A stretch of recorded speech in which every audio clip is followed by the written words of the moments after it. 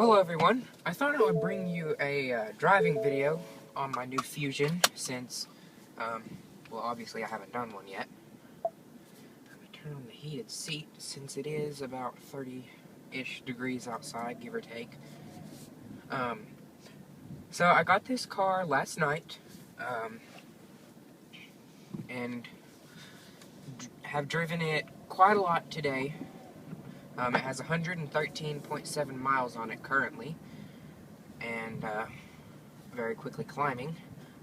Let's turn on some heat if we can.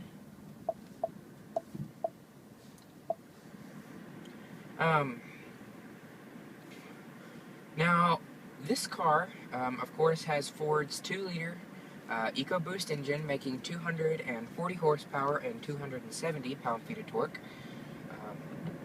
You know, it's a very powerful engine, especially for a 4-cylinder. I mean, this engine is powerful by any standard, but for a 4-cylinder, I'm just amazed at how much power it has.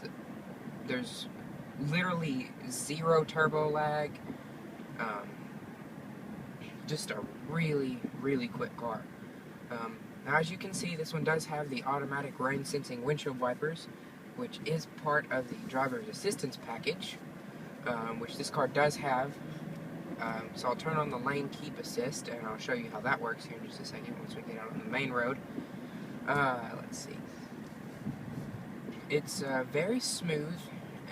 This one, of course, has the 19-inch wheels, which do kind of make the ride a little choppier than the 18s do, but it's not bad at all. I mean,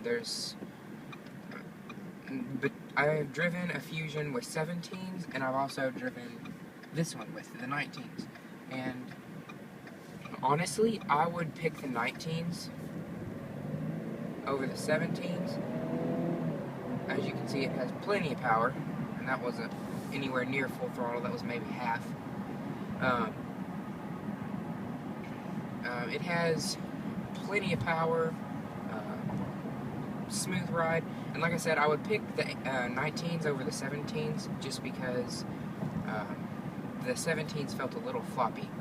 So what I'm going to do now is try and change lanes without signaling. And hands not on the wheel, you can see that the car literally just pushed me back into my lane, which is one of the weirdest feelings I have ever felt in my entire life. Insanely weird, but I mean, I'm not complaining because it's really cool and really safe. And then if you actually do go over into the lane and override the cars trying to steer you, the car trying to steer you back into your lane, the steering wheel will actually vibrate 3 times, letting you know, hey, you crossed the line, you didn't signal, do it next time.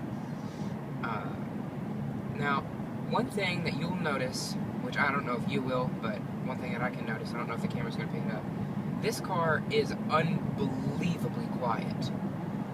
I mean, this is a mid-size family, well, not really a family sedan, but kind of a family sports sedan. I don't know what, it's kind of in a class of its own, really.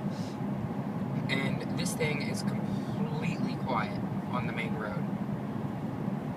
I'm on a pretty rough surface right here, and you can hear it's very quiet.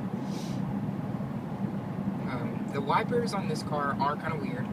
They're like the style of the old Chrysler Town and Country that go like that instead of both of them traveling in the same direction. That's one thing I had to get used to, but it's not bad.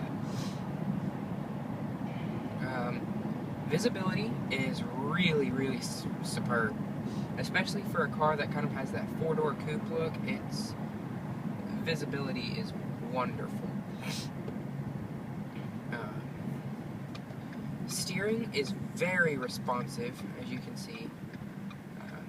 Very light when you need it to be light, and it's really responsive and provides lots of feedback when you need it to do that. So it's just a really good all-around car. Corners incredibly flat. Right now it's averaging 19.1 miles per gallon, which I think is excellent, given that the car's engine isn't broken in yet, because it only has 116 miles. Probably give it 1,000 miles, then I'll get real true fuel economy estimates. And of course, being that this car is front-wheel drive and pushing 270 pound-feet of torque, you do get a considerable amount of torque steer. I mean, it's not anything that's like, oh my gosh, this thing is just so undrivable. Anytime you go near the throttle, it's just yanking you side to side. But you definitely feel a very interesting tug at the wheel, and it doesn't just pull one way all the time. It'll yank the wheel back and forth, and it's just weird. But I mean, if you drive it normally, you never know. This car also has the automatic high beams, which I really like. It does make it really, really nice when it's nighttime and you're out in the middle of nowhere. The car can actually see, hey, I need to turn the high beams on. Oh, I can turn them off because there's a car coming. It's just really a nice feature that makes driving it even better. Heated seats work wonderfully. Navigation works wonderfully. The My Ford Touch, I have no complaints at all. 6-speed automatic is silky smooth. The manual mode is kind of funny. I don't really play with the manual mode that much. I tried, and it sometimes will try and shift back for you, which I find really, really weird and really, really annoying. But normal driving, the engine's very quiet, makes a nice little growl. I'm not gonna say like it's no V8 at all, but it has a nice little purr and growl to it. Of course, it has the lighting system inside where you can customize the color of your interior lights. Also, it has the sunroof. This one is, like I said, it's only front-wheel drive. It does not have the all-wheel drive option. And I had ordered the 1.6 SE completely maxed out, and then, got to thinking that this car is only a couple thousand more for a whole lot more car with a whole lot more features, like the push-button start, keyless entry, remote start, and things of that nature. So it just makes it a really easy car to live with. I mean, as of this point, I can't think of anything to complain about. It's an incredible car that I would recommend to anyone looking for something fuel efficient, fast. I mean, I'm not gonna say fast because it's not fast, but it has more than enough power. It's just a really, really, really easy car to drive, nice car to drive, fun car to drive, and it definitely puts a smile on your face when you're driving. There's no doubt about that at all. I think it's going to be a car that I'm really going to enjoy over the years and be able to get excellent fuel economy out of and just have fun with it, enjoy it. The stereo in this car is absolutely insane. This Sony stereo system, I don't know how many watts it is. I know it's 700 in my dad's truck. I don't know if it's the same in this or not, but it's just it's incredible. There's loads of bass, it just has a very high quality sound, which the SE did not. The sound of that stereo was just, it sounded kind of cheap, didn't have a lot of bass punch. Ouch, those were headlights.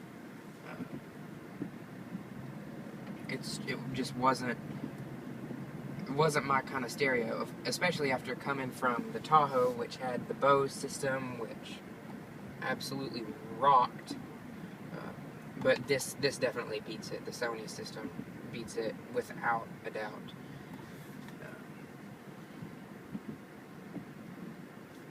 If this stupid gate will open.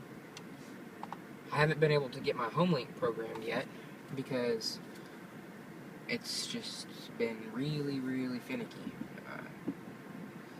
We've never had much good luck with Homelink. I don't know if it's our garage doors hate us or what, but just had bad luck with Homelink in general.